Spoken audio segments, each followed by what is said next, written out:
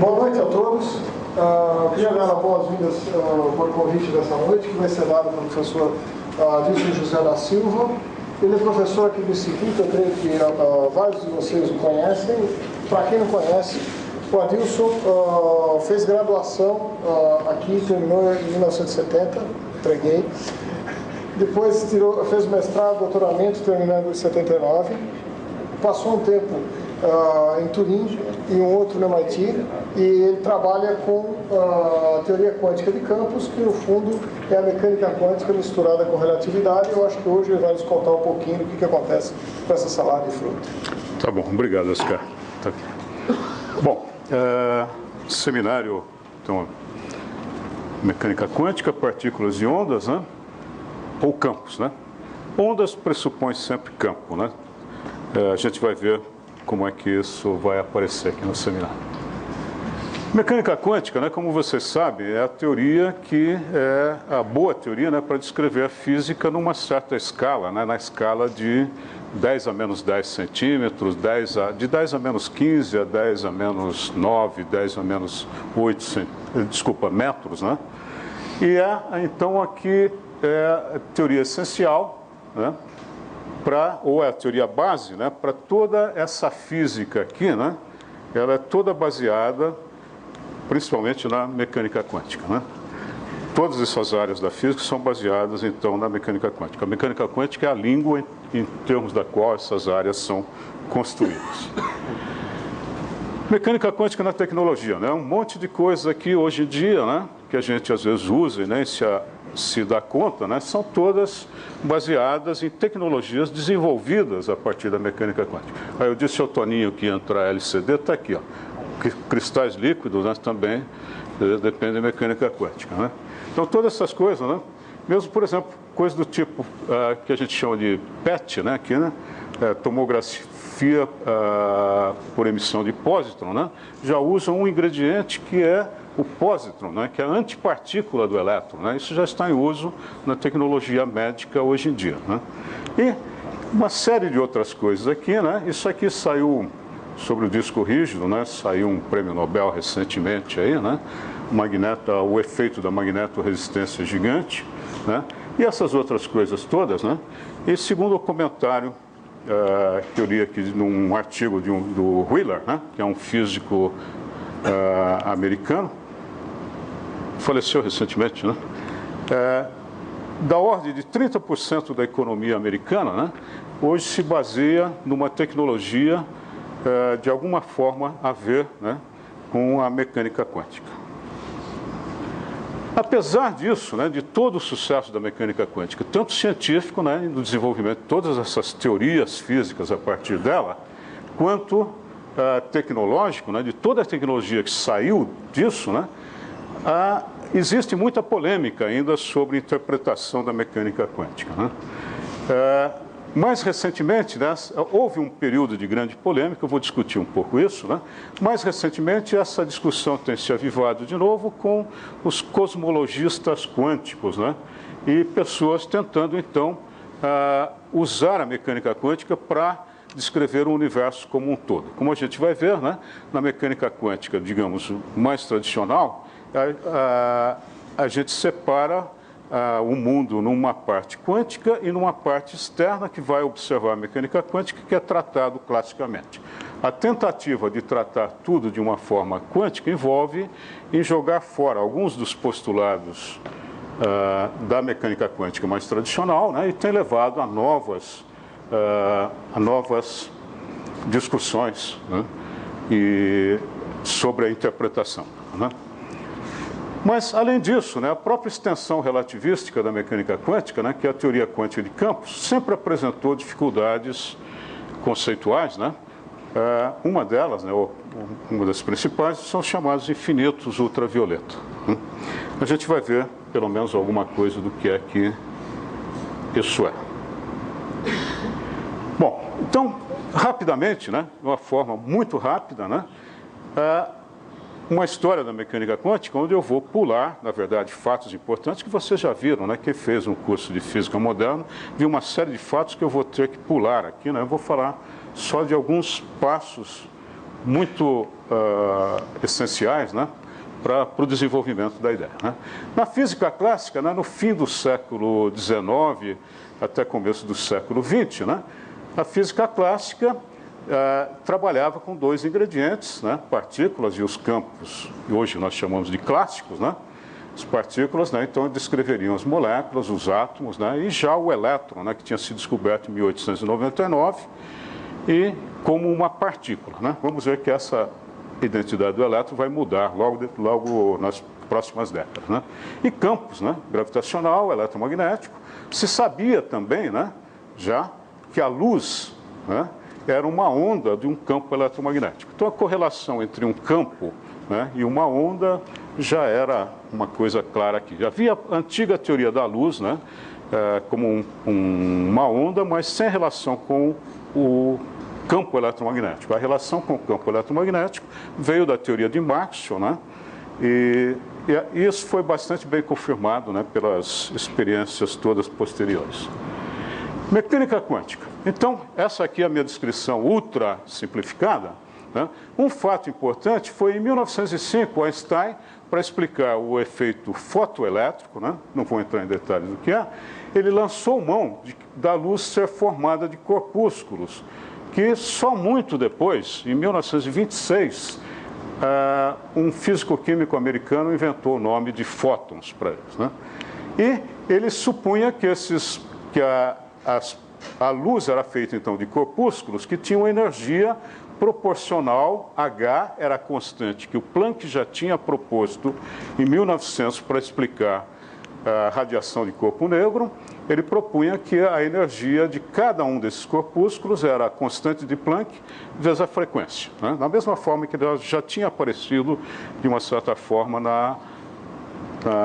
no trabalho de Planck.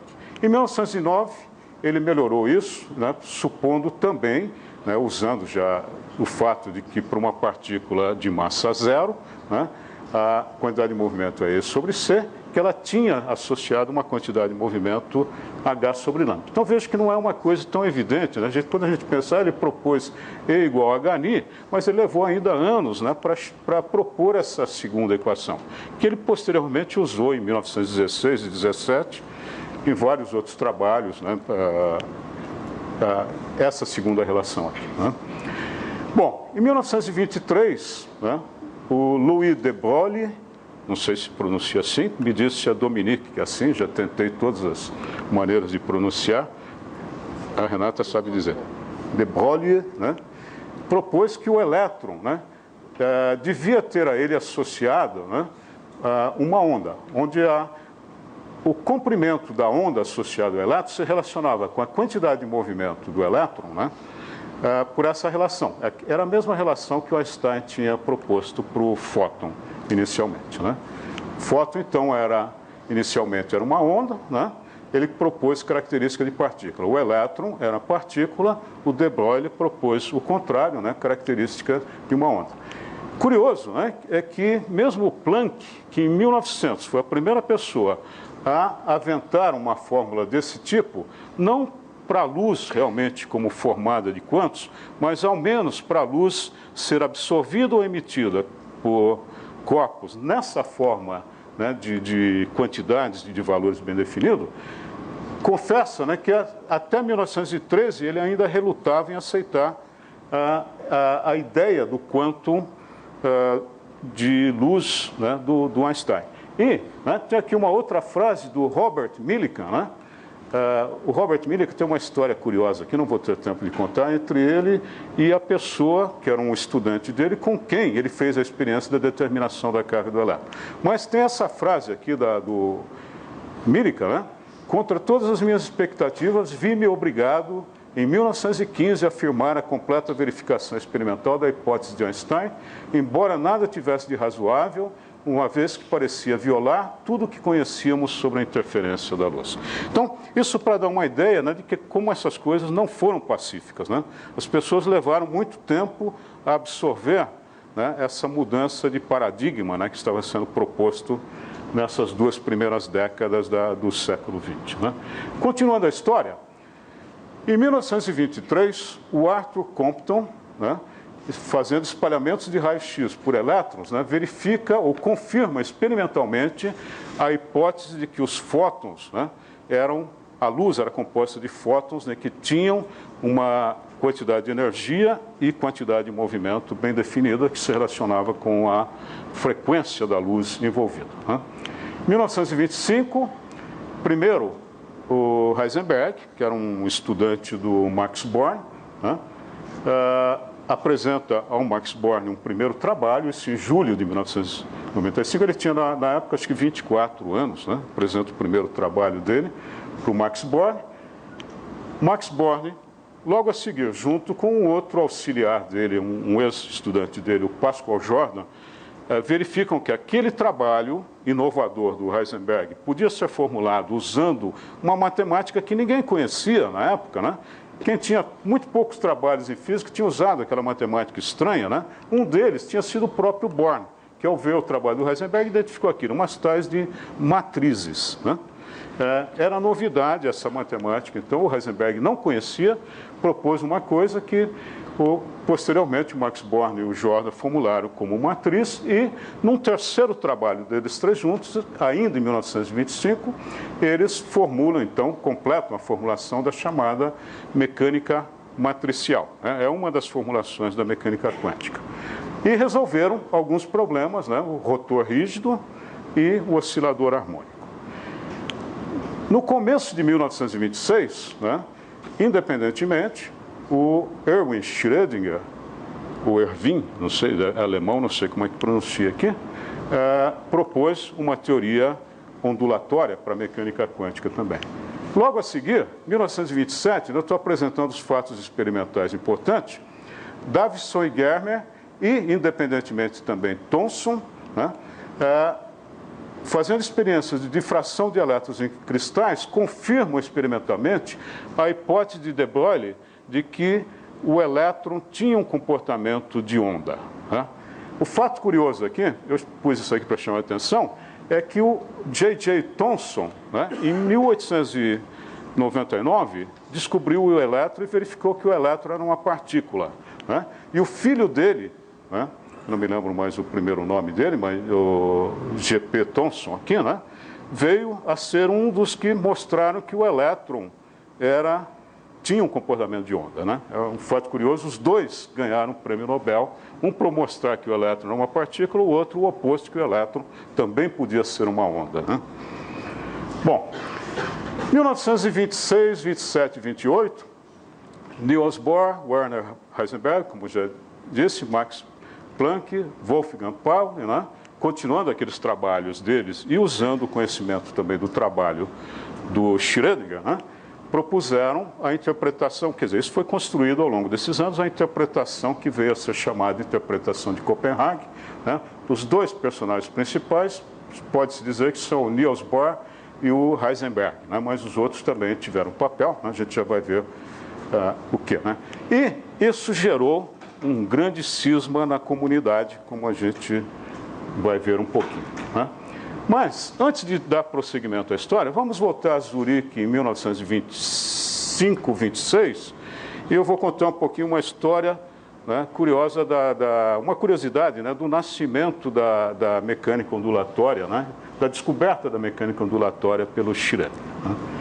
Zurique, 1925, 26, o Debye, Peter Debye, do Instituto de Tecnologia Suíço, e o Erwin Schrödinger, da Universidade de Zurique, eles organizavam seminários no fim da tarde, começo da noite, né, comuns, da qual participavam cerca de 2 dúzias de pessoas. Né? Segundo narrado pelo Felix Bloch, né, quem estuda estado sólido sabe, ele foi, na tese de doutoramento dele, como estudante do Heisenberg, ele desenvolveu uma das ferramentas básicas de toda, um dos teoremas básicos, né, no qual é baseado toda a física do estado sólido. Né? Mas, segundo narrado por eles 50 anos depois de Zurique, né, tinham esses 2 indivíduos que organizavam esse seminário, né, semanal, né, e setembro, outubro, né, de 1925, no fim de um seminário, o Debye diz para o Schrödinger, né, Schrödinger, você no momento não está fazendo palavras do Bloch. Você não está fazendo nenhum trabalho muito importante, por que você não nos conta aí, num próximo seminário, né, aquela tese do Debye que o Einstein te recomendou ler? Né? O Einstein e o Schrödinger eram muito amigos, trocavam correspondência continuamente. O Einstein tinha sabido, através da banca do de Broglie, né, tinha sido informado da tese do de Broglie e achou interessante a tese e passou a informação para o Schrödinger, que leu também a tese do de Broglie. Bom, o Schrödinger, numa semana posterior, apresentou a tese do de Broglie, né, de que o elétron era uma onda, e com isso, como é que ele explicava o átomo de Bohr, né, considerando não que, como o Bohr, que o momento angular era um número inteiro de constantes de Planck, mas que o comprimento de onda de uma onda estacionária, né, com aquele nível de energia, devia ser uma onda fechada, né, que não se destruía, né, uma onda de comprimento inteiro de ondas. Deixa eu ver. Eu andei muito aqui, né? Onde é que eu estava? Acho que eu fui tocando aqui. Ah, não, estou indo para frente aqui. Como é que vai para trás aqui, Oscar? Acho que eu estou andando para... Não, é que o... Flechinha. Eu andei muito aqui, então. Ah, tá. Então, num seminário posterior, o Schrödinger apresentou, então, a tese do de Broglie, né? E, no fim do seminário, né, o Debye, de novo, né, instigante, né, de novo para o Schrödinger. Mas, Schrödinger, nós que conhecemos o trabalho do Sommerfeld, né, sabemos que esse jeito aí do de Broglie, né, de tratar onda é uma maneira meio ingênua, né? Para isso é preciso uma equação de onda, né? Para tratar decentemente, precisa de uma equação de onda, né? Bom, isso era vésperas de Natal. Schrödinger, né, saiu de férias, né, foi para um hotelzinho de montanha, deixou família, mulher, tudo lá, né, sumiu, se escondeu num hotel de montanha, né, tem histórias sobre isso, né, ninguém sabe bem com quem ele se escondeu, né. Tem uma senhora que ninguém identifica, chamada Musa da Mecânica Quântica, mas o fato é que 15 dias depois, volta o Schrödinger, se apresenta ao Debye e diz, bom, Debye, diz, eu quero dar um seminário. Aí ele começa o seminário, eu não sei para onde volto e para que lado eu estou indo aqui. Não, para trás, para trás. Vai.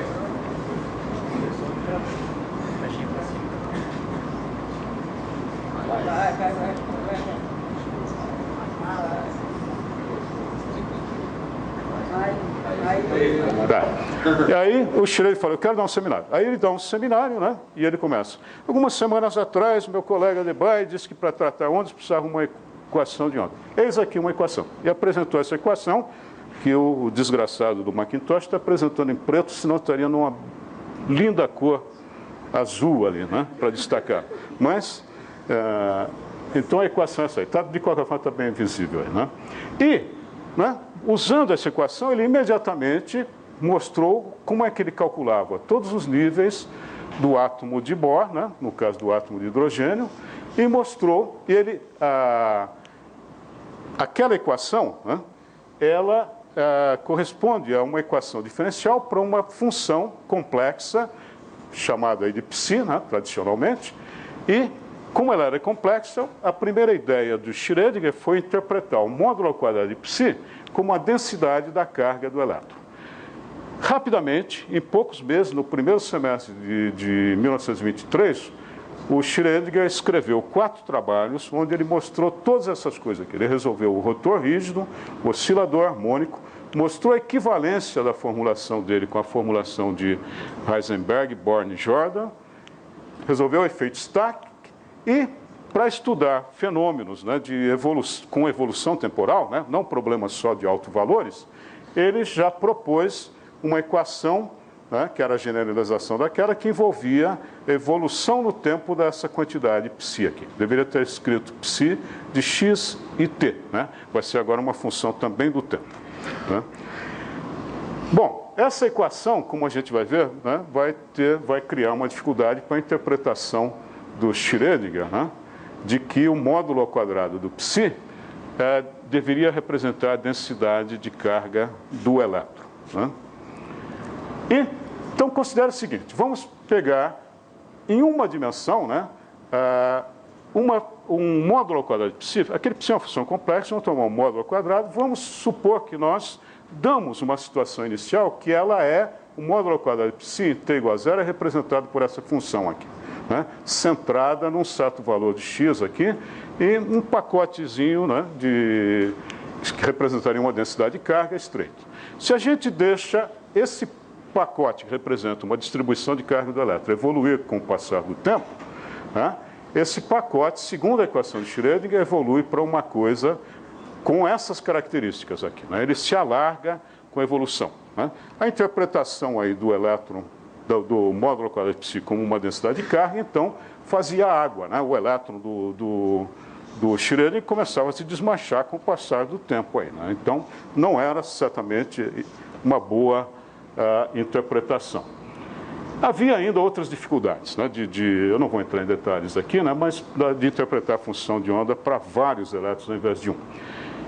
Ainda em 1926, aconteceu que o Max Born apresentou, num estudo usando a equação dependente de tempo do Schrödinger para estudar espalhamentos de partícula, ele apresentou uma outra interpretação para o módulo ao quadrado de psi, que é essa aqui, foi o início da interpretação de Copenhague. Foi o primeiro elemento da interpretação de Copenhague, né?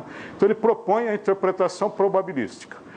Na interpretação probabilística, né, o módulo ao quadrado de psi, né, que é essa altura aqui, em cada ponto ela é diferente, significa a densidade de probabilidade de encontrar a partícula naquela posição. Então, essa distribuição aqui, né, significa que probabilisticamente, se eu olhasse esse elétron, eu vou dizer isso em mais detalhe um pouco, né? Ele não está numa posição, eu não tenho uma probabilidade 1 de encontrá-lo exatamente num ponto, mas tenho uma probabilidade dele estar aqui, aqui, mais aqui, menos aqui, mais de uma certa forma distribuída aí ao longo do eixo do x, né? Dependendo do perfil da função de onda.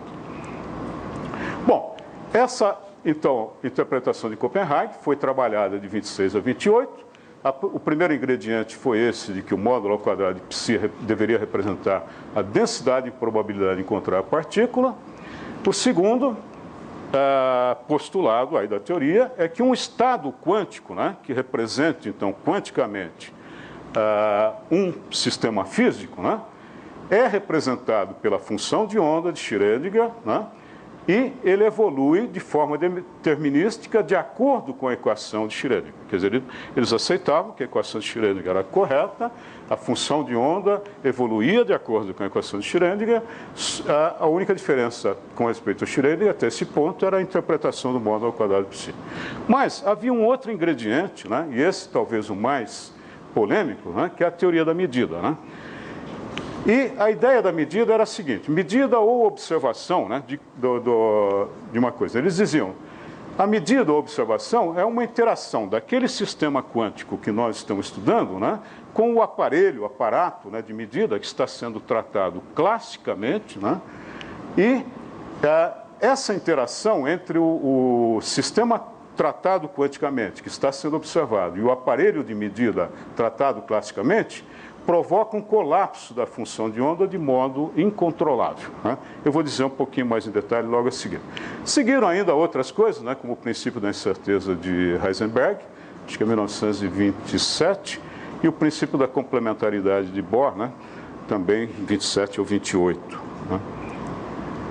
Então, um exemplo da história do colapso do pacote de interpretação de Copenhague.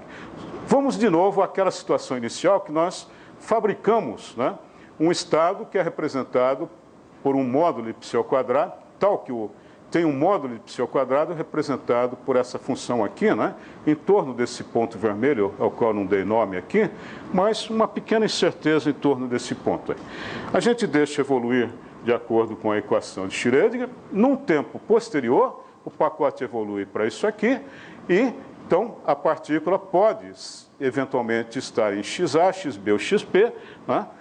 de acordo com essa interpretação, e só, né, a única informação que eu consigo extrair do estado quântico da partícula representado por essa função de onda, né, é que a probabilidade de encontrá-la, digamos, no ponto xb, é dado por isso aqui, é proporcional à altura, né, dessa curva aqui, vezes, é claro, né, se eu quero medir dentro de uma distância dx, é proporcional à distância dx. 2dx é probabilidade ao dobro. Né?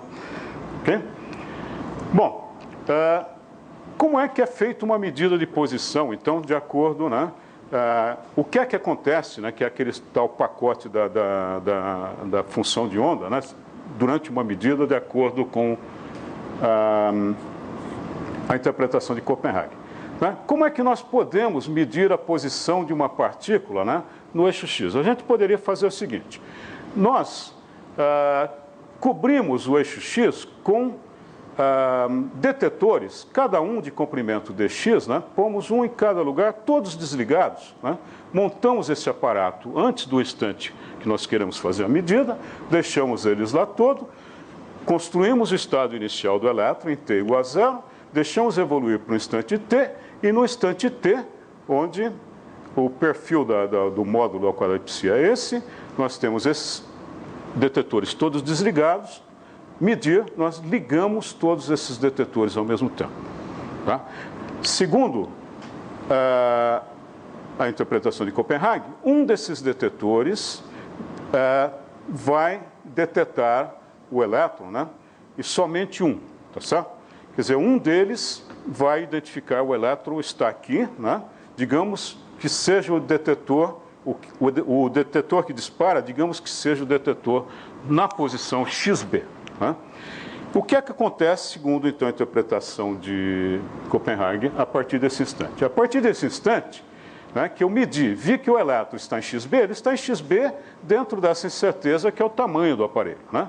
Então, a função de onda que antes de medir tinha aquele perfil, né, alongado aqui, a partir de agora ela sofre bruscamente, durante a medida, uma mudança de formato para um novo perfil, que é 0 fora do medidor e só é diferente de 0 dentro do medidor. Aí essa mudança instantânea, né, com a medida, é o que eles chamam de o colapso da função de onda. Né?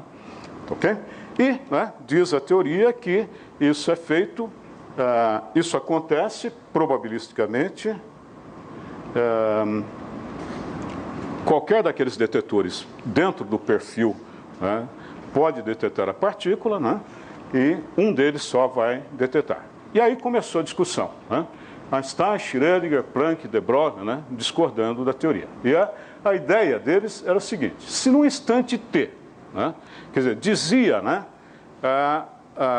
o grupo de Copenhague, antes de t, o que eu posso dizer é que a partícula tem uma potencialidade de estar em todos os pontos onde o módulo ao quadrado de psi é diferente de 0. Isto é, ela não está, a rigor, em lugar nenhum. Ela pode estar, né, mas não é uma realidade, um elemento de realidade, como diria o Einstein muito posteriormente, né, não é um elemento de realidade, uma posição definida da partícula, né, antes de eu medir a posição. Né? Mas dizia o Einstein, se logo após eu medir, né, e se esse bicho, né, deve andar com uma velocidade menor que a da luz, imediatamente antes, né, da medida, ele tem que estar, sumiram coisas aqui. Tá? Se no instante B ele é detetado em xb, né, então, imediatamente antes da medida, ele estava em xb. O Macintosh está dando um baile aqui. Né? Estava escrito xb aqui. Se ela é detetada em xb, então, imediatamente antes, ela devia estar em xb. Né? Mas, segundo a interpretação de Copenhague, não era isso. Né? Ela dizia, após medir, nós podemos dizer que ela está em xb. Antes, ela não tem uma posição definida, mas somente uma potencialidade de estar xa, xb ou xc, né? Em qualquer ponto, desde que o módulo ao quadrado da função de onda não fosse nulo. Ok?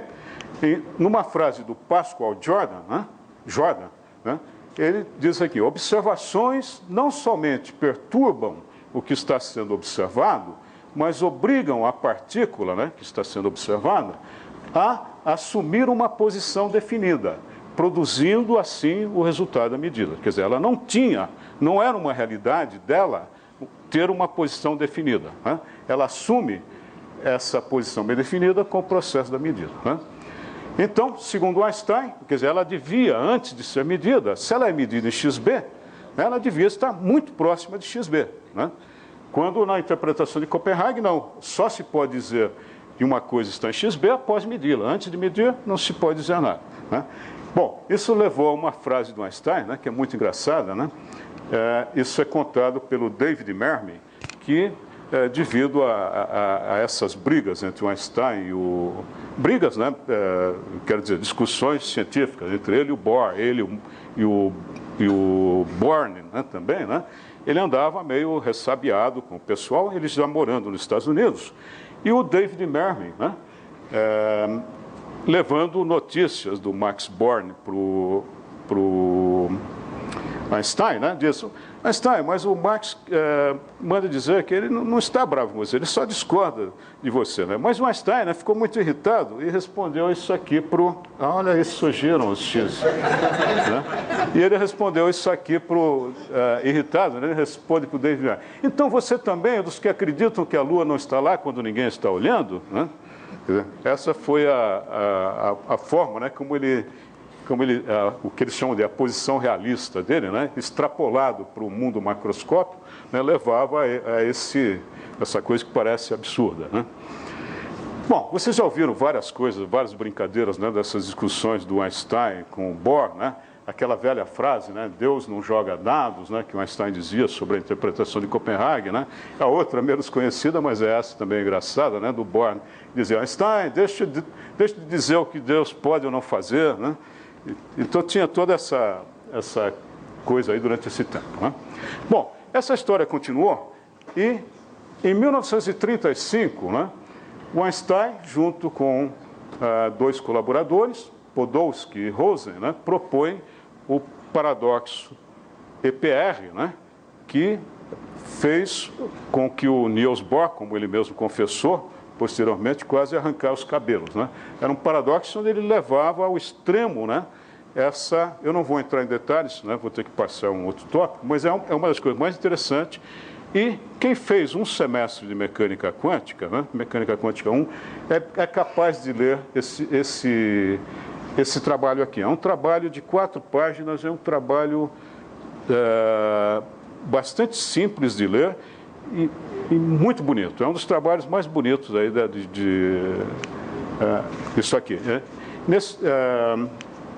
Onde eles propõem, né, um paradoxo, né, para mostrar essa história da não existência, né, de como realidade física, digamos, de uma posição bem definida para a partícula antes de medir a partícula. Okay? Em correspondência com Schrödinger, uma ideia do Einstein, né, de que era um absurdo pensar ele dava um exemplo, né, ele tinha uma amostra de pólvora instável. Ele diz: imagina o absurdo, eu tenho uma amostra de pólvora instável, daqui uma hora eu tenho uma amostra de pólvora explodida e não explodida, né? E, a partir disso, né, o Schrödinger, elaborando sobre isso, propôs uma outra coisa que vocês também já devem ter ouvido falar, que é um paradoxo muito interessante, que é o paradoxo, é uma extrapolação ao mundo macroscópico, né, de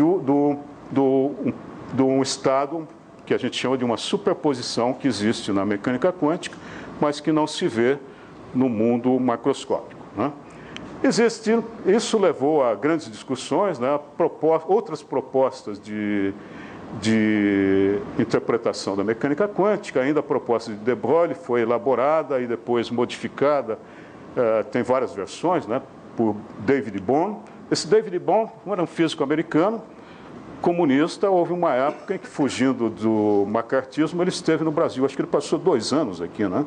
Ele deu um curso aqui na Universidade de São Paulo, aqui no Instituto de Física, né? Na década de 50, isso, né? Teve uma proposta bastante esquisita, né, do Everett, Hugh Everett III, que era um aluno do Wheeler, né, sobre a teoria dos muitos mundos, né, ou dos estados relativos, como eles chamavam, né? Mas o outro grande trabalho, depois desses trabalhos produzidos pelo Einstein, Podolsky, Rosen e Schrödinger, que houve, né, na evolução da interpretação da mecânica quântica foi um teorema demonstrado por John Stuart Bell, né, em 1964, né, onde ele mostrava que uma teoria onde a realidade, digamos, aquela situação em que a posição da partícula é uma realidade antes de medir, né, ou a mecânica quântica que diz que, embora eu não saiba, mas... desculpa, ao contrário. A mecânica quântica que diz que a partícula não tem uma posição definida, eu não posso falar em uma posição definida antes de medir a posição, e a outra posição, a do Einstein, que a partícula tem uma posição bem definida, só eu não sei qual é essa posição bem definida, né? Mas o John Bell, né, conseguiu demonstrar um teorema que mostra que essas duas coisas podem ser distinguidas numa experiência. Ele propõe uma maneira de se fazer uma experiência, ele demonstrou um teorema que permitia se fazer experiências que mostravam que não existia, né, como realidade física a posição bem definida da partícula, ou ela existiria ou não saber, né, na verdade levavam a resultados diferentes. Bom, uma experiência definitiva só foi feita posteriormente, né, por um grupo francês aqui, Alain Aspect, e esses outros pessoas aqui mostraram que a mecânica quântica, na verdade, é quem estava correta, né? Quer dizer, o resultado da mecânica quântica era o resultado correto, né? Como disse o David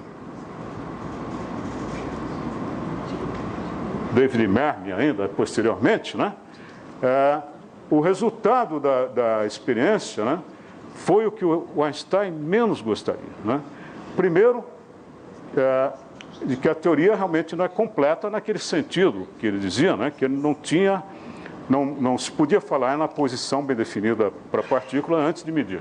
E além disso, né, que a mecânica quântica, de acordo com a experiência, né, mostrava aquele fato chamado o colapso do pacote, né, da função de onda. Na experiência feita, esse pacote de onda era composto de duas partículas distantes e a medida numa provocava o colapso instantaneamente o colapso envolvendo as duas e provocava, portanto, o colapso na posição da outra partícula, né? Então a mecânica quântica apresentava de uma certa forma um fenômeno, né, de ação instantânea à distância, né? Tá? Então, que a gente chama de uma não localidade, né? Bom, atualmente, né, existem muitas variações.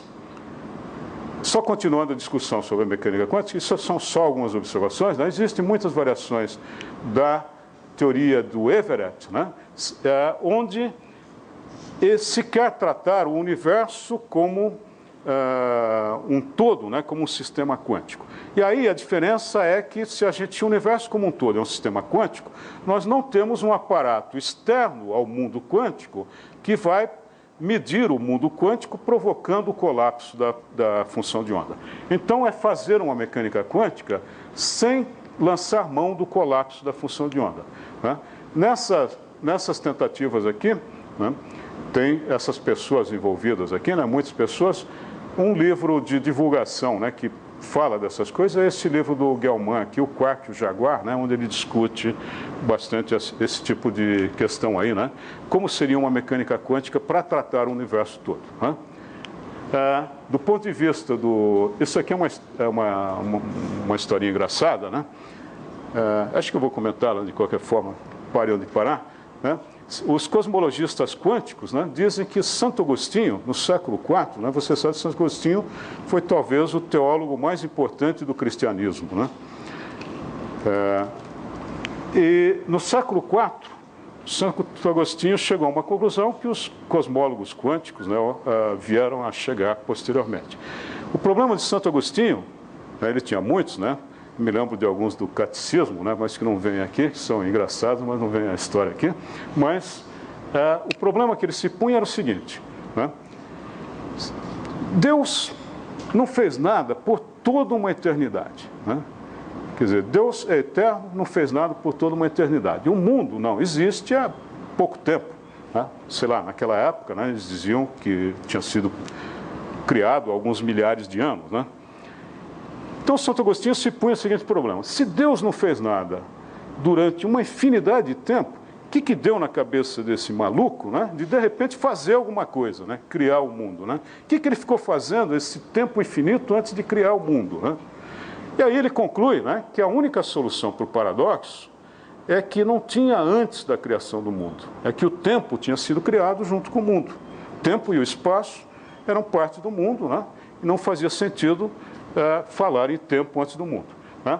Bom, os cosmólogos quânticos aqui, né, vocês podem pôr entre eles aí o Hawking, Vilenkin, né, também, né, dizem o seguinte, né, a mecânica, a maneira quantum-mecânica do postulado de Santo Agostinho era a seguinte: no princípio era a mecânica quântica, né, era a equação de Schrödinger, e o estado do nada. O estado do nada era representado por uma função de onda que representava um volume zero de espaço, o tempo era uma flutuação, não existia como uma coisa que cresce continuamente numa direção bem determinada, né?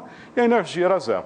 Né? E a mecânica quântica, então, é um jogo de flutuações. Essas flutuações, volta e meia, uma cresce além de um tamanho e vinga.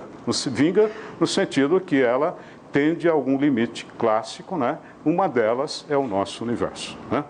Isso aí abriria, então, a possibilidade de infinidade de universos em mundos sem contato com o nosso. Né? E daí para frente vocês podem imaginar toda a loucura que tem sido dito, né, em revistas científicas. Né? Isso, postulado de Santo Agostinho, vocês podem ler num trabalho do Vilenkin, né? Na Nuclear Physics de 1984. Né? Quando eu vi aquilo, eu me lembro que fiquei perplexo, né? Mas as pessoas passaram a tomar coragem de dizer essas coisas doidas. Né?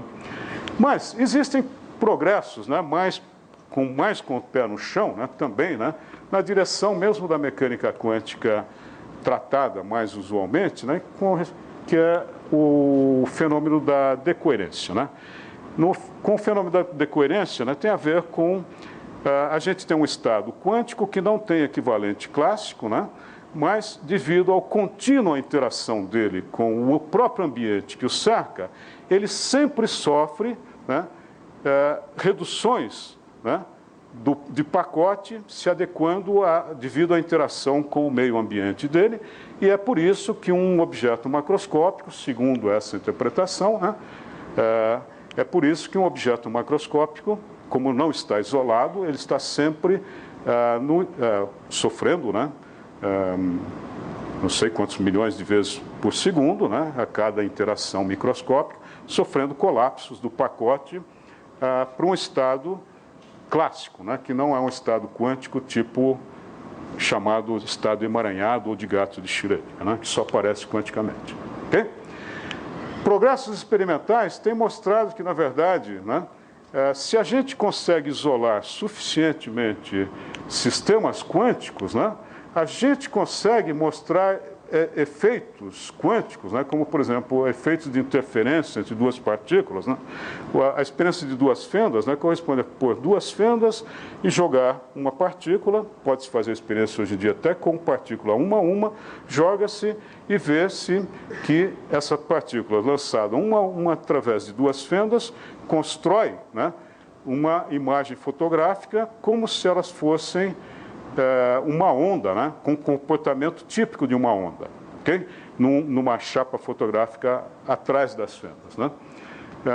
Essa experiência feita, então, hoje em dia, né, até com moléculas relativamente grandes, né, como o C60, como é que é o nome do C60? É o... É o buckball, mas é benzeno, fulereno, o fulereno, né? É uma bola, né, de carbono, né, com 60 átomos, né, e até com fendas, né, com distância de 10 centímetros, são distâncias macroscópicas. Né, se a gente tiver um isolamento suficiente do sistema, né, consegue fazer com que ele não interaja com o meio ambiente, ele continua mantendo a superposição de estados quânticos, né, que é tão estranha no mundo macroscópico, né, e tão não intuitivo, né, no mundo macroscópico em que a gente vive. Okay? Bom, como eu vou falar de várias coisas, eu estou passando por cima dessas coisas, só parar aqui mereceria mais de uma hora, né? Essa primeira parte do seminário mereceria mais de uma hora de discussão, né? O paradoxo de Rose-Podolsky-Einstein é uma coisa muito bonita, o teorema de Bell também, né? Mas, infelizmente, vamos em frente um pouco para ver algumas outras coisas aqui, né? 1928, continuando a história, um outro indivíduo, né, Paul Dirac, né, apresentou uma equação equivalente à equação de Schrödinger para a partícula, para o elétron relativístico, né? A equação de Schrödinger sem energia potencial, né, com evolução temporal, tem essa cara aqui, né? A gente pode ver que essa equação, né, já tinha se percebido, essa equação era obtida a partir da relação entre energia e quantidade de movimento clássica para uma partícula livre, né, pelo princípio da correspondência. Eu substituí o P, né, por uma operação menos I, H cortado gradiente. O H cortado é essencialmente a constante de Planck dividido por 2π, né, sempre a constante de Planck aparecendo aqui. Menos IH cortado gradiente. Se eu substituísse a energia pela operação IH cortado DDT aplicado naquela função de onda psi, né, eu saía dessa equação e obtinha essa aqui. Uma equação relativística, né, foi tentada para generalizar isso aqui, né, essa equação para uma mecânica quântica relativística, usando essa aqui. Acontece que essa equação é muito intratável. Vocês imaginem substituir aqui um laplaciano, né, o P quadrado é um laplaciano, né, dentro de uma raiz. Isso aqui é uma equação altamente não linear, né, é bastante complicado, né.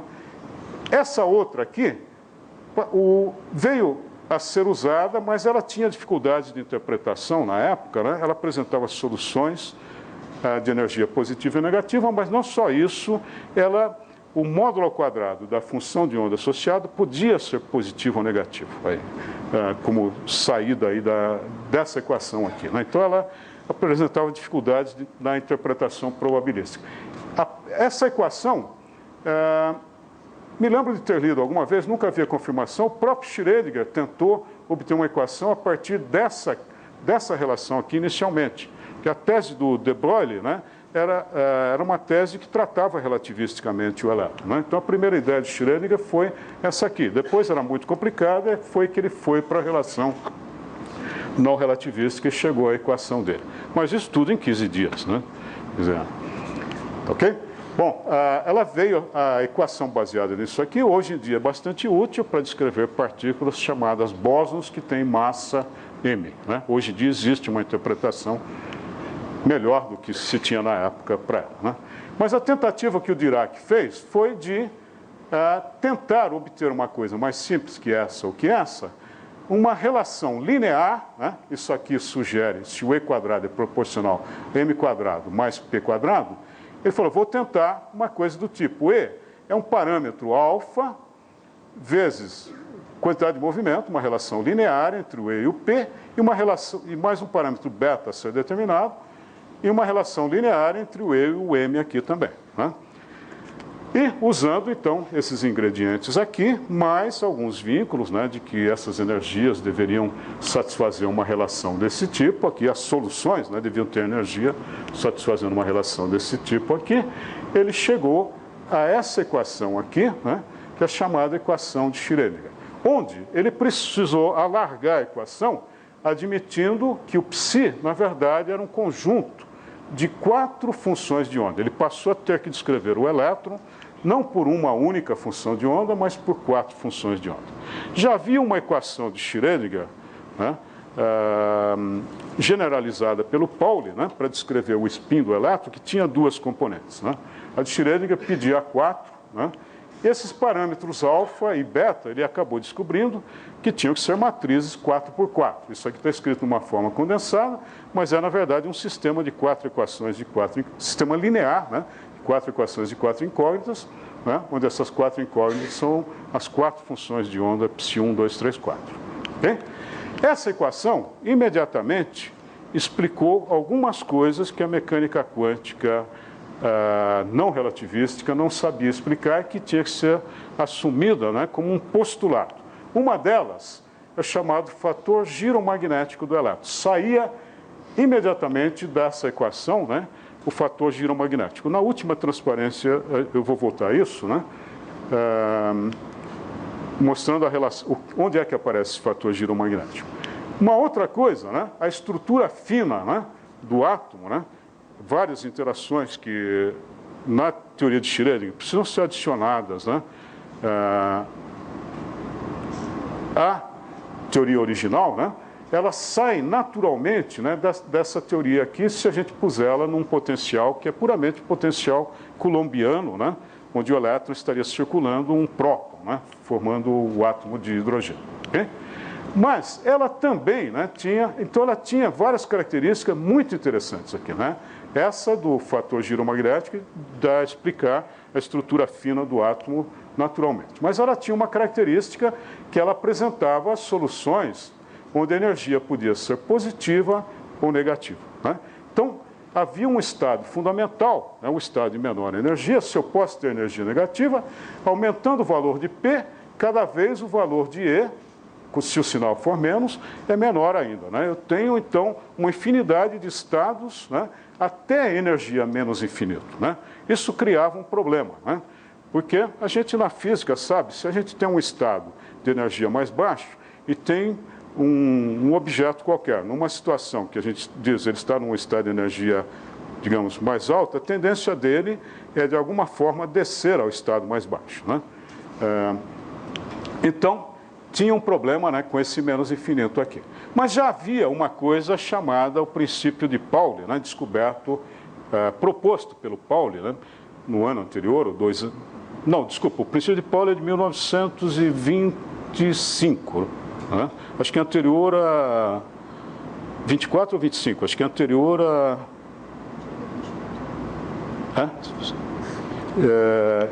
onde ele dizia que para o átomo, né, só ter 2 elétrons na primeira camada, 6 na segunda, né, tinha que haver o fato de que 2 elétrons não podiam ocupar o mesmo estado, né, o mesmo estado quântico. Tá certo? No caso do elétron, né, então, né, havia a possibilidade dele ter um monte de estados possíveis, né, de energia negativa. E o Dirac, então, propôs a seguinte interpretação para a equação dele, né, que era o seguinte. Ele diz, o vácuo que a gente vê como nada, né, é, na verdade, né, um estado onde a gente tem aqui está a energia zero. Se eu tiver um elétron no meu sistema, a energia dele começa nesse nível aqui, né, que não está marcado, deveria ser E igual a mc2, um elétron parado com P igual a zero. Tá? Então, um elétron tem energia E igual, se estiver parado, E igual a mc2.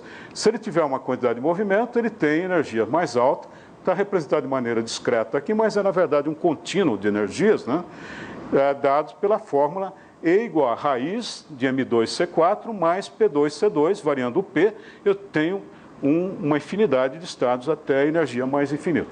Mas eu tinha, né, com aquele E igual a menos raiz de M2C4 mais P2C2, né, a possibilidade de ter uma infinidade de estados, né, aqui com energia começando em menos MC2. Né? Então, segundo Dirac, né, ele propunha a seguinte interpretação. Todos esses estados com energia negativa, cheios, são o que a gente vê como nada. Tá certo? É o vácuo. Né? A gente não percebe a existência desses infinitos elétrons que existem aqui, preenchendo todos esses possíveis níveis de energia. Né? Então, isso aqui representaria o vácuo. Não tem elétron nenhum no meu mundo, né, visível, e tem uma infinidade de elétrons que estão lá, né, e que eu não vejo. Certo? O estado de um elétron real, né, corresponderia a essa situação aqui. Além daquela infinidade, né, aquele mar de elétrons de energia negativa que eu não vejo, né, não vejo nem os elétrons, nem a carga deles, nem nada, né? Porque ele não sabia dizer, né? Ninguém sabe, né? Porque a gente não vê essa infinidade de cargas aqui, né? Se eles são elétrons também. Mas, né, um elétron verdadeiro, né, com energia positiva, seria então o estado de um elétron verdadeiro, seria então, aqui representado em vermelho, um elétron com uma certa energia positiva, e todos aqueles infinitos elétrons preenchendo o mar. Né? E poderia acontecer, né, situações da seguinte forma, né? Poderia, de repente, estar faltando um elétron num daqueles níveis de energia negativa. Antes disso, né, esse elétron de energia positiva, uma vez que todos os níveis aqui negativos estão cheios, ele pode, né, decair para cá e para cá se ele tem uma quantidade de movimento, por alguma interação com um átomo, né, que ele pode eventualmente emitir um fóton, né, e decair para um desses estados de energia positiva aqui, né? Mas ele nunca vai decair para um estado de energia negativa, porque todos os estados estão ocupados. Eu não posso, segundo o princípio de Pauli, pôr mais de um elétron em cada estado quântico, né? E todos os estados quânticos já têm elétrons, aquele mar de elétrons que a gente não vê, né? Mas suponha, diz ele, né, que esteja faltando, num determinado instante, numa determinada região do espaço, esteja faltando um daqueles elétrons de energia negativa. Bom, nesse caso, essa falta, né, de um elétron de energia negativa, essa falta de uma energia negativa e falta de uma carga negativa de um elétron que eu não vejo, vai aparecer no meu mundo como uma partícula de energia positiva e carga contrária ao do elétron, né? Foi a do elétron por convenção negativa. Esse buraco apareceria, então, essa ausência de uma carga negativa no vácuo apareceria como uma partícula, então, com energia positiva e carga positiva, que ele propôs, né, que fosse o próton, né, inicialmente. Que o próton havia sido descoberto em 1918 pelo Ernest Goldstein, né? Ele dizia, a diferença de massa do próton e do elétron é porque aquele buraco lá, né, que representa o próton, né, ele está andando num mar de partículas, tem uma viscosidade aquele negócio, né, dá uma massa efetiva para ele, diferente da massa inicial que ele tinha, né? Esse é um fato que se conhece, né, num mar de elétrons, né, em estado sólido, né, no mar de Fermi, né? Eu vou comentar mais um pouquinho. Mas imediatamente o Weil e o Heisenberg disseram, não, olha, se isso for verdade, Dirac, né, se o próton é a ausência de um elétron, né, então, na presença de um elétron, por exemplo, um átomo, né, seria um elétron e a ausência de um elétron, que é o próton, né? Mas aí poderia ocorrer, né, desse elétron decair para esse buraco aqui, né, que está aberto, aniquilando o elétron contra o próton, né, e o átomo desaparecer. Mas os átomos estão aí, né? Segundo Santo Agostinho, há uns 3, 4 mil anos, né? Hoje em dia eles dizem que 13,7 bilhões de anos, né? Estão aí há algum tempo, né? Então, o Dirac imediatamente se deu conta, né, de que ele tinha feito tinha cometido um grande erro, né, de supor que o próton, né, era a ausência do elétron lá no mar dele, né? E passou, então, a assumir que aquela ausência devia se manifestar como uma nova partícula, né, que ele passou a chamar de antielétron, né, que tinha a mesma massa do elétron. Essa partícula, né, foi observada imediatamente depois, em 1932, né? Esses dois indivíduos aqui, esqueci o primeiro nome dos dois, né? Mas eles descobriram o pósitron, né? Que é o antielétron, exatamente com a mesma massa do elétron e carga oposta do elétron, né? Posteriormente, perguntado ao Dirac, né, por que ele não propôs, né, que o antielétron, né, logo na primeira tentativa dele, ele respondeu isso que está aqui, pura covardia, né? Ele não tinha tido coragem de propor, né, uma nova antipartícula, né? Mas, bem ou mal, né, apesar desse pequeno percalço aqui, ele é considerado o descobridor, né, da antimatéria, tá? O antielétron foi inventado de uma certa forma na equação, ou apareceu pela primeira vez na equação de Dirac, né? A equação de Dirac, hoje em dia, né, isso aqui é só um comentário que vai servir mais à frente. Que horas são, Oscar? 7h10. 7h10? É. Aí eu vou ter que... Você tem que ir embora, né? Obrigado, Paulo. Eu estou no primeira metade do seminário, então eu vou falar mais alguns minutos aí só e realmente vou ter que parar, vou tentar encerrar pelo menos essa parte aqui e fazer um comentário final depois sobre a parte eletromagnética. Modernamente, né, A equação de Dirac é uma equação para uma função de onda de uma partícula relativística. Ela representa uma partícula, um número finito de graus de liberdade, como a equação de Schrödinger representa um número finito de graus de liberdade, né? Ela aqui representa, digamos, 12 graus de liberdade, né? Que tem a ver com um grau de liberdade interno, que é o spin do elétron, e a posição do elétron, e também, né, do antielétron, que sai como outra solução da equação, né? Mas, modernamente, tem uma nova interpretação para a equação que foi construída, né, a chamada teoria quântica do campo do elétron, né, foi construída da seguinte maneira: a gente passa a encarar a equação de Schrödinger, né, aquele psi, né, a equação é aquela, aquele psi não é mais a função de onda de uma partícula, mas é um campo complexo clássico, de 4 componentes. E vamos agora quantizar esse campo, né? E aí, quantizando esse campo por um procedimento semelhante ao que se fazia para quantizar o grau de liberdade da partícula, né, se chega a uma equação que tem aquela mesma cara, mas onde a interpretação é totalmente nova, né, e que descreve infinitos graus de liberdade. É uma quantização de um campo, né, mesmo um campo mais simples, né, um campo elétrico. São 3 graus de liberdade em cada ponto do espaço. Mas para dar um campo elétrico no espaço, eu preciso dar esses 3 graus de liberdade em infinitos pontos do espaço, né? Então, um campo elétrico é, na verdade, são esses 3 vezes infinitos valores em todos os pontos, né? Então, é um sistema de infinitos graus de liberdade. A mesma coisa aqui, se nós pensarmos no psi como um campo, nós vamos estar num sistema tratando uma mecânica quântica de um sistema com infinitos graus de liberdade, né? Essa nova mecânica quântica, a teoria quântica de campos, né, do campo do elétron, então ela permite coisas novas, como entender por que um elétron pode, por interação, que posteriormente se estudou, pode ser criado ou destruído, né? Pode-se descrever, entender é uma palavra que eu não gosto muito, pode-se descrever como é que um elétron é criado ou destruído. A palavra entender acho que é muito relativa, né? Vai muito de indivíduo para indivíduo, né? Mas permite descrever, né, criação e aniquilação de elétron, né, como o Dirac estava fazendo inicialmente daquela forma complicada lá. O Dirac foi um dos participantes dessa construção da teoria quântica de campos, né, dando grandes contribuições. Mas, né, então, aquela equação tem uma nova interpretação numa nova teoria, né, que é a teoria quântica de campos.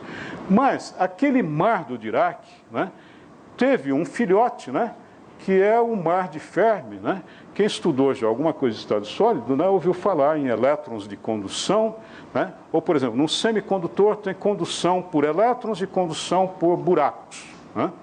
Lá, né, nessa teoria, né, não se fala numa teoria relativística, existe um nível de energia, né, que é o nível de Fermi, faz papel da energia zero no mar de Dirac. Energias positivas são elétrons livres na banda de condução, e abaixo daquilo eu posso ter elétrons na banda de valência, presos nos átomos, mas a ausência de um elétron na banda de valência é um buraco, e esse buraco também se move e produz uma corrente elétrica também, né? Assim como o movimento do elétron produz uma corrente elétrica, né? Daí os tais condutores, semicondutores tipo P e tipo N, né? N por transmissão de cargas negativas e P por transmissão de cargas positivas, isto é, ausência de elétrons se comportando como, no mar de Fermi, né, se comportando como uma partícula verdadeira de carga positiva, né?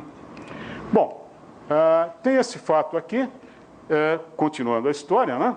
De 26 a 29, o Heisenberg trabalhou na quantização do campo eletromagnético, independente do campo de Dirac, né?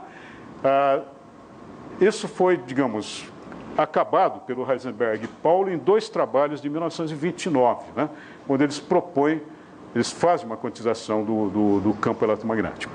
Mas o que eles veem, eu vou ter que acelerar aqui, o que eles veem é que se pode escrever o campo eletromagnético, o quântico, que é uma infinidade de graus de liberdade, como se fosse uma superposição de osciladores harmônicos, né, que já haviam sido tratados na mecânica quântica, e esses osciladores harmônicos, né, com todas as possíveis diferentes frequências que nós podemos ter, de 0 a infinito, né, como compondo um campo eletromagnético, né? No oscilador harmônico quântico, os níveis de energia só existem em certos valores fixos, né? Quantizados, e o nível mais baixo de energia não é energia zero, né? Mas é uma certa energia não nula. Isso vai levar a um fato, né, muito curioso, que se o campo eletromagnético é uma soma, né, de uma infinidade de osciladores harmônicos, o estado de menor energia do campo eletromagnético, né, vai ter uma energia, aqui está escrito a energia dividido pelo volume, né, isto é, a densidade de energia, né, uma soma sobre todas as possíveis frequências daquelas energias que cada oscilador harmônico de diferentes frequências pode ter. Se a gente faz essa conta, né, resulta nessa integral aqui, o valor é infinito. A energia, né, contida no campo eletromagnético do vácuo, né, isso aí seria o estado de mínima energia, seria zero. Né?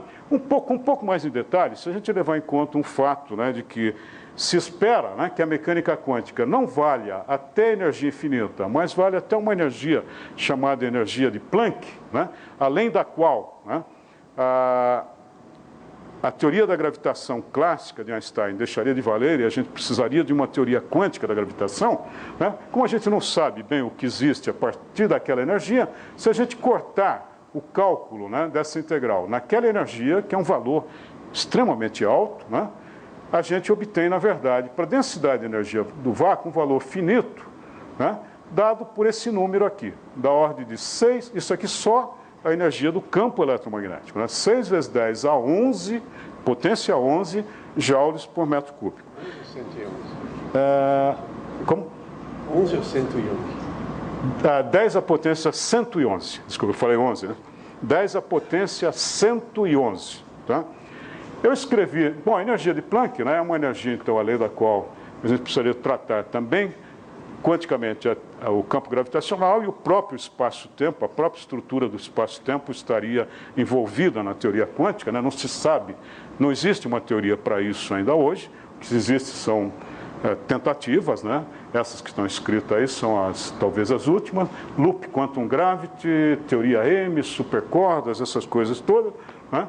Mas, considerando que a gente leva em conta, faz o cálculo do vácuo quântico, só até aquela energia, o valor é 6 vezes 10 a 111 joules por metro cúbico. Se nós calcularmos a densidade de energia média, densidade de energia contida na água, com a densidade que a água tem, né, a densidade de energia na água aqui é dessa ordem aqui, 9 vezes 10 a 19. A densidade de energia no núcleo atômico, ou dentro de um próton, né, pegando a massa do próton e dividindo tipicamente por um volume do próton, da ordem de 10 a menos 15 metros, o raio típico do próton, né? A densidade de energia é essa aqui, né? 4 vezes 10 é 37, que é mais ou menos a mesma densidade de energia do nêutron e das estrelas de nêutron e outras coisas formadas de puramente prótons e nêutrons e não de átomos, né? Onde tem aquela grande coroa de elétron separando um próton do outro, né? Formando as moléculas, né? Então, nós temos essa grande diferença aqui, né? Então, vocês veem que a matéria, ou mesmo a matéria nuclear, né, é infinitamente menos densa, né, do que esse número aqui que a teoria quântica estaria prevendo, né? Bom, tem sempre aquele fato, né, que diz, bom, a física vê diferenças de energia, nunca valores absolutos de energia.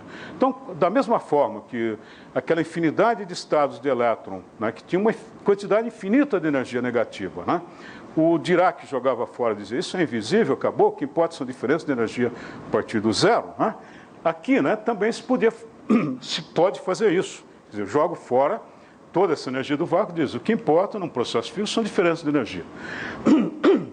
Mas a teoria da gravitação, da relatividade geral, como formulada hoje, ela em princípio vê realmente não diferença de energia, né, mas a energia contida no espaço, né, de forma absoluta. Então, ela veria, né, de alguma forma, a densidade de energia contida no espaço vazio também, né.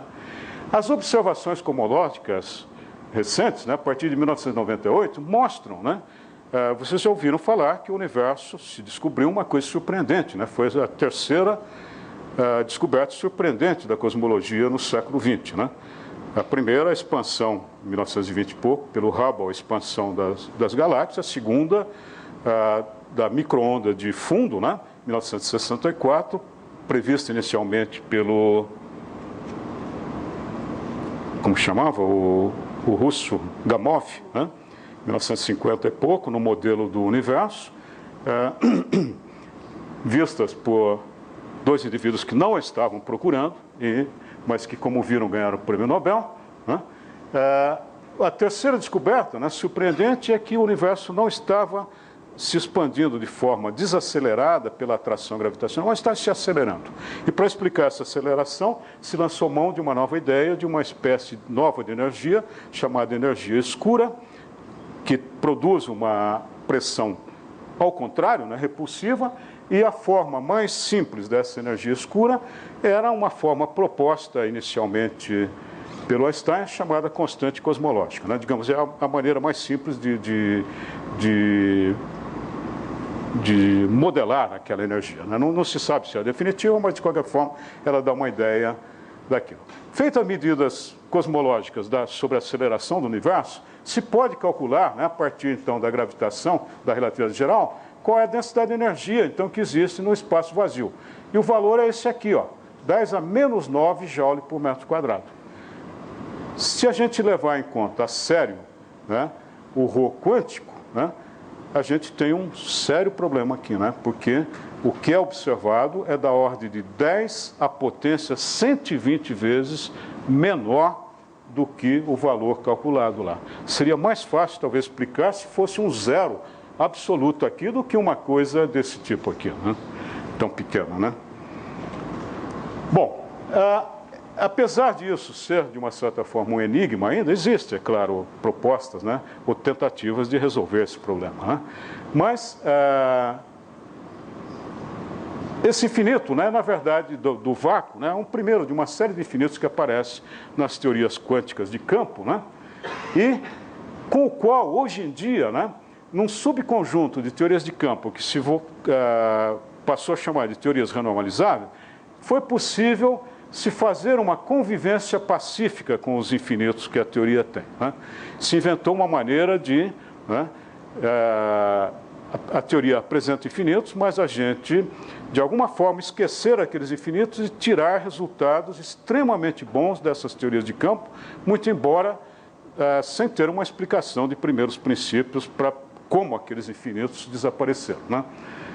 Bom, isso para desgosto do Dirac, né, que dizia, vocês jogam fora infinitos e dizem que estão fazendo, jogam fora coisas que são muito grandes, coisas infinitas, porque dizem que são grandes, né, quando uma teoria física que faz sentido, eu deveria jogar fora uma coisa só se ela for pequena demais, né, não porque ela é grande demais que eu jogo fora, né. O Dirac, então, como vocês veem, as pessoas, né, primeiro o Einstein, no segundo fase o Dirac, que foi o precursor, foi sobrepassado, né, pela evolução posterior das teorias, né.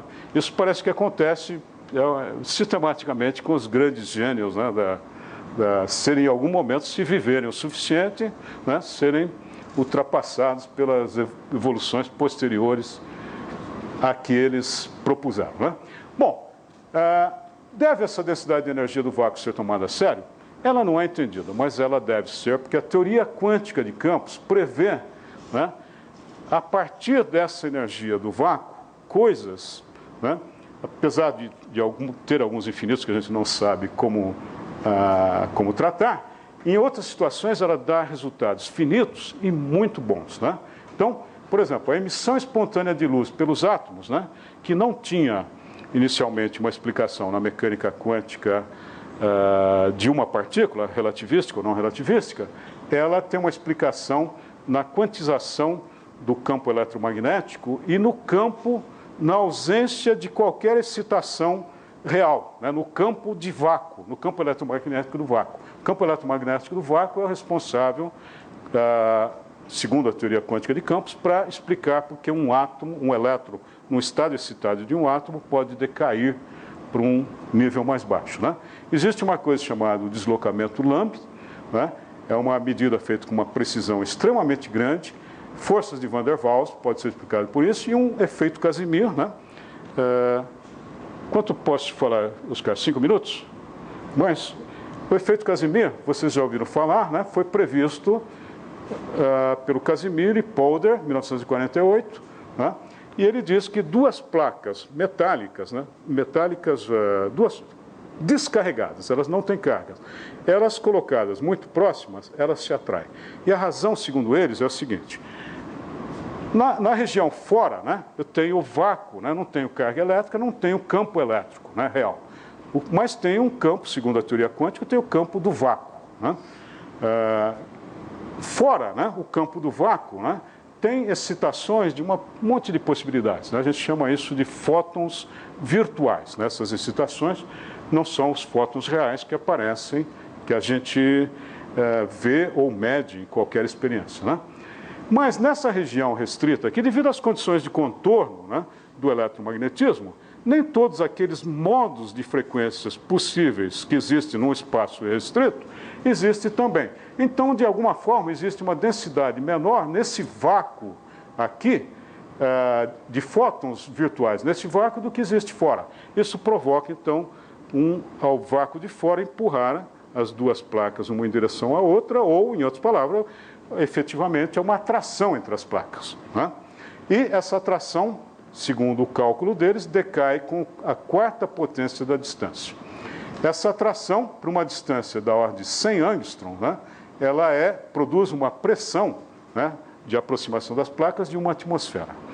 É um efeito extremamente pequeno se a gente for usar medidas, a gente não consegue até recentemente, talvez hoje já consiga se pôr duas placas a 100 angstroms uma da outra, mas, sei lá, uma fração de microns, né, já se faz a experiência. E a experiência, então, como dependia tecnologicamente de pôr duas placas a uma fração de microns, só foi realizada muito depois de 48.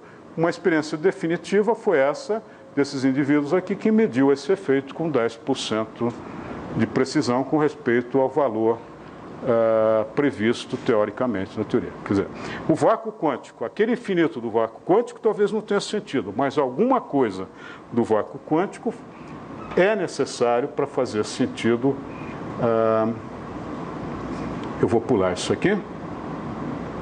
A eletrodinâmica quântica. Então, na nova teoria quântica, onde a gente quantiza o campo eletromagnético, o quantum dele é o fóton. Quando a gente quantiza o campo do elétron, o quantum dele é o elétron. Essas coisas se manifestam classicamente, né, no caso do campo eletromagnético, embora os dois sejam campos quânticos, o do elétron e o campo eletromagnético, a manifestação clássica deles é muito diferente devido a vários fatos. Esses serem bósons, esses serem férmions, além disso, esse ser massivo, que envolve uma quantidade de energia. Para construir eu preciso de uma quantidade de energia já apreciável para construir um único, né? Tem várias coisas desse tipo, né? De tal forma que, apesar de haver uma unificação na teoria quântica, na maneira de tratar tanto o campo eletromagnético quanto o elétron, eles acabam classicamente aparecendo de forma diferente, né? Na teoria quântica de campos, né, que então, a primeira teoria quântica de campos é a eletrodinâmica quântica, onde a gente quantiza o campo do elétron e o campo do eletromagnético, né, como é que a gente descreve a interação entre dois elétrons? Na teoria clássica, nós temos um elétron vindo aqui, outro elétron vindo aqui. Isso aqui é a descrição clássica. Em cada instante, o elétron vermelho e um elétron verde. Os meus elétrons são distinguíveis, embora a mecânica quântica diga que não são. Né? Tá? Então, o elétron vermelho aqui, ele produz esse tempo todo um campo em torno dele, que é esse campo de flechinhas vermelhas aqui, um campo estático, né? Em todo o espaço, diminui à medida que se afasta dele. O elétron verde produz um campo dele, né? Está sempre presente, esse campo está sempre batendo uma flechinha dessas um no outro, né? De tal forma que, digamos, nesse instante aqui, o elétron vermelho, a flechinha verde dele, o elétron vermelho, a flechinha vermelha dele, que é o campo elétrico vermelho, produz uma força vermelha no elétron verde. O elétron verde, a flechinha verde dele, que é o campo elétrico dele, né, produz uma força verde no elétron vermelho, fazendo com que eles se espalhem. Né? Na teoria quântica, né, o que a gente tem, os dois elétrons é descritos por uma coisa que a gente chama um gráfico de Feynman, né? E a gente tem o seguinte, vem um elétron daqui, vem um elétron de lá, inicialmente um não sabe da presença do outro, né? E, de repente, né, emite um daqueles corpúsculos, um fóton, que carrega energia e quantidade de movimento. Tá?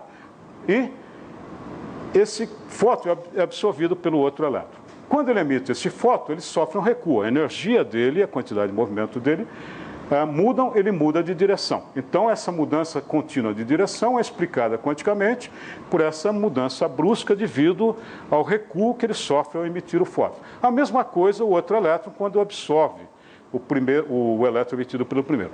Esse fenômeno ocorre, segundo a mecânica quântica, de todas as maneiras possíveis. Esse emitindo, aquele recebendo, aquele emitindo primeiro, esse recebendo, em todas as possibilidades de instantes iniciais e finais aí do processo. Né? De forma que a gente tem, de alguma forma, na mecânica quântica, somar, se isso aqui é um instante T1 e um instante T2, você tem que somar uma certa amplitude de probabilidade aí em todos os instantes T1 e T2.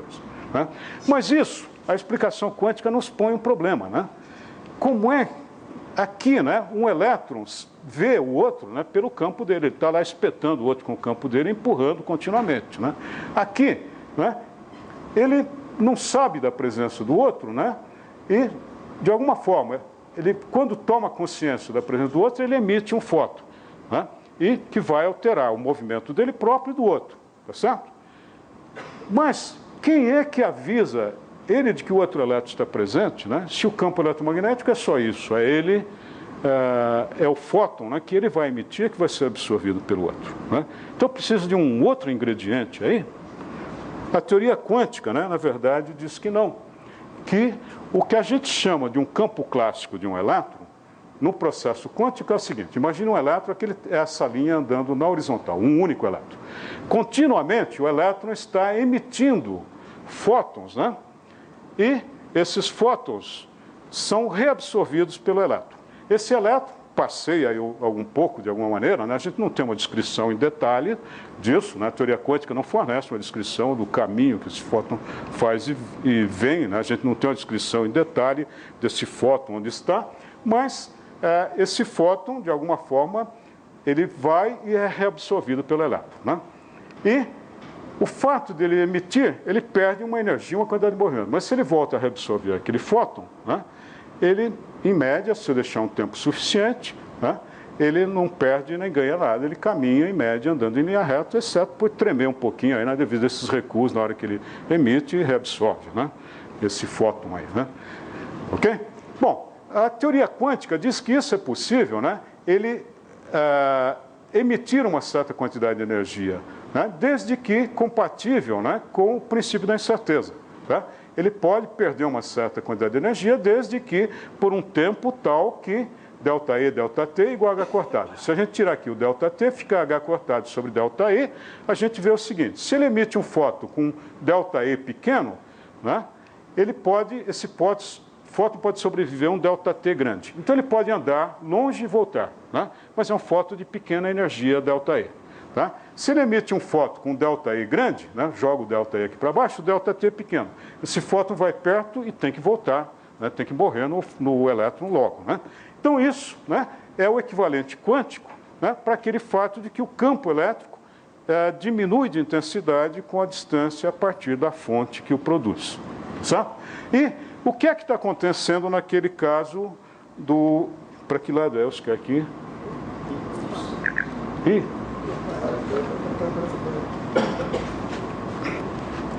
Voltou para a primeira página. O que é que está acontecendo naquele caso do elétron espalhando o outro? Acontece o seguinte, cada um dos dois está continuamente emitindo esses elétrons e reabsorvendo, né? Uns mais energéticos, outros menos energéticos. Mas, de vez em quando, né, se eu tenho dois, um desses que ele iria reabsorver, encontra primeiro o outro. E nesse fato de ele encontrar primeiro o outro, ele se materializa de alguma forma, né, num processo em que ele é visível, porque ele, sendo emitido, sendo reabsorvido não pelo mesmo elétron, mas pelo outro, ele vai estar definitivamente alterando a quantidade de movimento do primeiro elétron do qual ele foi emitido e do segundo ao qual ele foi absorvido. Ok? Então, essa é a explicação da teoria quântica de campos para o processo, então, de espalhamento, né? O elétron, então, seria cercado, né, de uma nuvem de fótons virtuais que ele está emitindo e reabsorvendo o tempo todo. Outros processos mais complicados ocorrem aí, né? Infelizmente, não temos tempo de fazer. O momento magnético anômalo do elétron é talvez o número, né, calculado com maior precisão na física, né? Foi calculado na eletrodinâmica quântica, né? O momento magnético do elétron se relaciona com o spin do elétron dessa forma aqui. Classicamente, uma bolinha, né, girando, né, tem uma relação entre o momento angular, momento angular, né, e o momento magnético, né, momento de dipolo magnético, que é isso aqui, μ igual a menos E sobre 2M. Não, menos é porque a carga do elétron é menos E. Menos E sobre 2M. Na observação quântica se vê que esse G na verdade é 2, né? As observações experimentais, né? A mecânica quântica não relativística não conseguia explicar esse fato de 2, tem que ser assumido como um ingrediente fundamental, um dado da teoria, como hoje é assumido o valor da massa e da carga do elétron. A mecânica quântica relativística do Dirac explicou que esse G é 2, né? Mas medidas posteriores, né, levaram à conclusão de que esse G tem uma correção aqui na undécima casa, né, depois do 2. Na verdade, o valor dele não é isso aqui, mas medidas experimentais extremamente precisas, né, equivalente para vocês terem uma ideia, né, uma incerteza nessa casa aqui, corresponde a uma incerteza numa distância de 100 mil quilômetros, né, tipicamente a distância da Terra à Lua, aí eu ter uma incerteza de 1 milímetro. Né, e a diferença entre a experiência e a teoria, né, a teoria quântica de campos, em particular a eletrodinâmica quântica, no cálculo desse número, está nessa ordem de grandeza aqui. O que explica esse número na teoria quântica de campos são justamente aqueles processos que levam em conta aquelas coisas, né, que a teoria postula que o elétron sozinho, né, está continuamente emitindo e reabsorvendo fótons. Ele está imerso numa nuvem de fótons virtuais que ele produz. Né? Em primeira ordem de aproximação, se a gente calcular isso na teoria de campo, a gente obtém o dor. Essas correções aqui, né, fornecem resultados muito menores, enquanto isso aqui é, digamos, é um núcleo atômico, o elétron está interagindo com o núcleo atômico. Aqui, enquanto ele interage com o núcleo atômico, ele também tem a pachorra de emitir um fóton que ele reabsorve depois de ter feito a interação com o núcleo atômico. E aqui um outro processo mais complicado, onde ele emite um fóton que se quebra num par virtual de elétrons-prótons, que por sua vez, de elétron-pósitron, que por sua vez se interage com o próton. Né? Essas correções e outras ainda mais complicadas, né, levam a gente a obter esse número com extrema precisão. Então, essa teoria, né, é uma teoria, tá? A eletrodinâmica quântica, por um lado, ela apresentou infinitos, que até hoje a gente não tem realmente, a partir de princípios, uma boa explicação, muito embora, como eu disse, já se saiba conviver com esses infinitos para tirar números finitos com extrema precisão, como esse aí, da mesma teoria que apresenta infinitos, né? Mas ela, então, tem essa característica esquizofrênica, né? Quer dizer, dá resultados experimentais extremamente bons ou, né, extremamente ruins, né? Ok? Bom, era isso, né? Vocês me desculpem aí o tempo todo, mas vou trazer muita